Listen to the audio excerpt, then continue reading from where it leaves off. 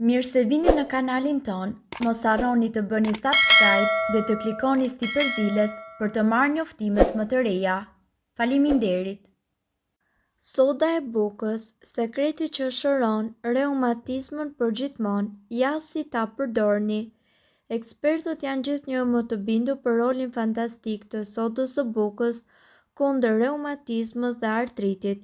Kjo bindje atribuohet aftësisë së sodës së bukës për ruajtjen e ekuilibrave të pH-it në organizëm.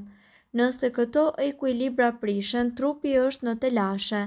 Një shëndet i mirë kërkon një mjedis i cili nuk është shumë alkalin dhe as shumë acidik. Sipas ekspertëve, soda e bukës mundet që të parandalojë krijimin e një mjedisi shumë acidik. Ajo ndihmon në formimin e një mjedisi më alkalin. Sipas tyre, një mjedis alkalin në organizëm është shumë i rëndësishëm për shëndetin në përgjithësi.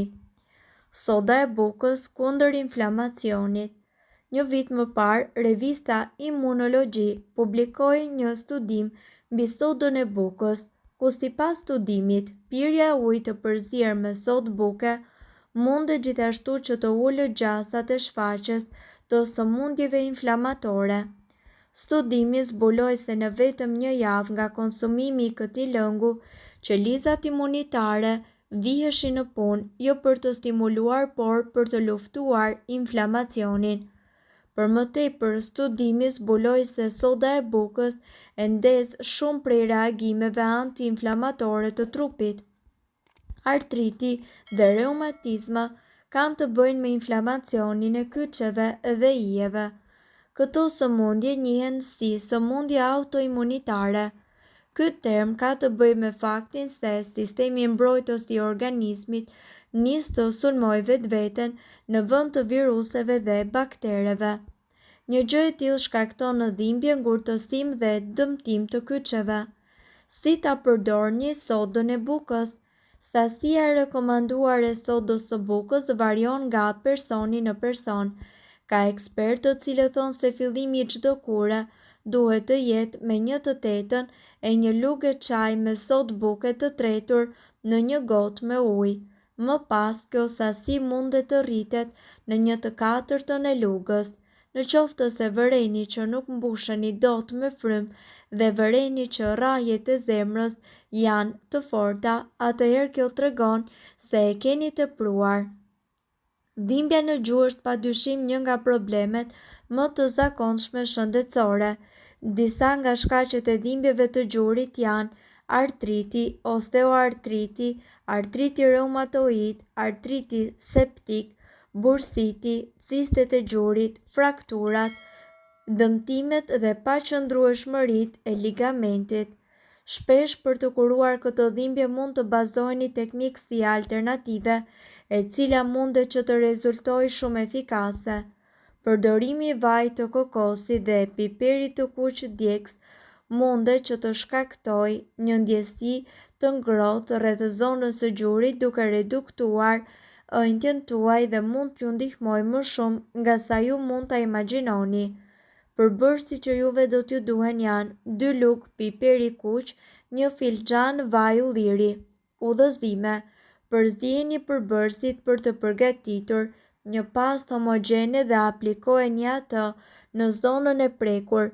Përsëriteni këtë proces 2 herë në ditë për një javë. Vaji i kokosit ka gjithashtu veti shumë të fuqishme anti-inflamatore dhe në mënyrë efikase trajton në dhimbje në gjuhë. Përbërësit që juve do t'ju duhen janë gjysmë filxhani vaj kokosi. Ngrohni vajin për 3 minuta dhe pastaj e aplikoni atë në gjuhë duke masazhuar nëpërmjet gishtave. E lini që të veprojë për disa orë dhe pastaj lani pjesën e gjurit. Përsëriteni këtë procedurë 2 herë në ditë. Këshillohet që ju të konsultoheni me mjekun para çdo recete që ju do të vendosni të aplikoni. Vlerat shëndetësore të specit djegës janë të shumta. Si një lehtësues natyral i dhimbjes, speci djegës arrin të mbrojë zemrën dhe të ndihmojë sistemin imunitar. Madje në lashtësi përdore edhe për të parandaluar hemoragjitë. nga plagët e ndryshme, mirë po përse këto dy përbërës, vlerat e specit djegës janë sepse ai përmban kapsaicin, një substancë e cila arrin që të ngadalsojë dërgimin e sinjaleve të dhimbjes nga receptorët e lëkurës në tru. Këtë substancë mund ta keni hasur edhe në pomadat që përdoren për trajtimin e osteoporozës dhe artriti reumatizmal. Gjithashtu, speci djegës stimulon qarkullimin e gjakut, gjë që ndihmon në funksionimin e muskujve dhe nyjeve.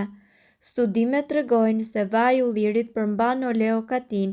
Kjo substancë ka aftësi antiinflamatore pasi lufton dy enzimat të cilat shkaktojnë inflamacionin kronik. Si ta përgatisni recetën në 2 metoda?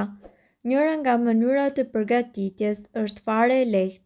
Në një kavanoz të qelçt vendosim 2 deri në 3 speca djegës dhe e mbulojmë me vaj ulliri.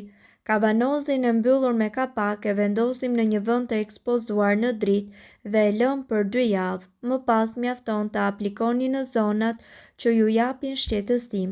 Nëse nuk doni që të prisni 2 javë për të përgatitur këtë kur, mjafton që të ndiqni këto hapa. Ajo që do t'ju nevojitet është gjysmë lugë çaj me specë djegës pluhur dhe 1 filxhan çaj me vaj ulliri. Vajin e ullirit e hedhim në një tas dhe e ngrohim me banjo mari, pra e vendosim tasin në ujë të ngrohtë. Më pas shtojmë specin djegës pluhur dhe e trazojmë në mënyrë që përbërësit të formojnë një masë homogjene.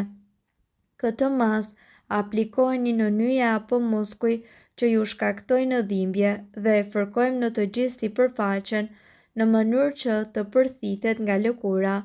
Gjithashtu, pasi të keni aplikuar këtë pomadë, mos të shpëlani zonën me ujë të ngrohtë, pasi nxehtësia do të shkaktojë djegje në kontakt me vendin e lyer. Nyjet më të rëndësishme në të gjithë trupin ton janë pikërisht gjunjët, meqense na ndihmojnë me lëvizje. Gjithashtu, janë të rëndësishëm dhe vendimtar për drejtim, ulje dhe shumë lëvizje të tjera të cilat ne i performojmë çdo ditë. Inflamacioni i këtyre nyjeve mundet që të sjellë vështirësi dhe të zvogëlojë lëvizshmërinë tonë. Në rast të inflamacionit ju duhet që të veproni shpejt, sepse kjo është mënyra e vetme për të shmangur dëmet që mund të sjellin tek gjunjët tanë. Gjithashtu, në këtë video ju do të mësoni për një ilaç natyral i cili është shumë i rëndësishëm dhe është i aftë që të qetësojë dhimbje në gjuhë për disa minuta. Por ju duhet të jeni të vetëdijshëm se dhimbja në gjuhë mund të shkaktohet nga shumë faktorë ndër të cilët ne mund të përmendim mbi peshën, lëndimet, përpjekjet e tepruara fizike dhe artriti. Prandaj, hidhini një sy kësaj recete, ku përbërësit që juve do t'ju duhen janë një e verdhë veze, 2 lugë krip dhe një fashë elastike. Rriheni të verdhën e vezës dhe e përzini atë me krip. Si ta përdorni? Aplikoni disa nga përzierjet në pambuk dhe vendoseni direkt në gjurin tuaj, si edhe përdorni më pas fashën elastike për ta izoluar atë. Pambuku duhet të qëndrojë në zonë për 2 orë për veprim. Ju duhet ta kryeni këtë praktik me fasha rreth 4 herë në ditë.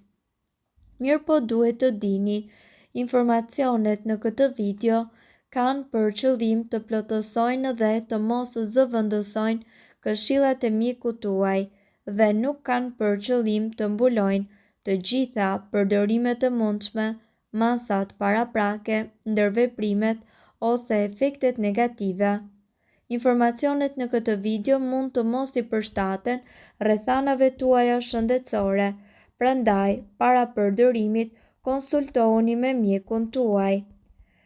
Nëse doni të dëgjoni video tona që ne postojmë çdo ditë, kliko subscribe. Ju ftojmë gjithashtu të bëni like në video tona nëse i keni dëgjuar dhe pëlqyer ato. Faleminderit që e pat videon ton. Shpërndajeni këtë video në profilin tuaj në mënyrë që të informohen edhe shokët tuaj. Faleminderit.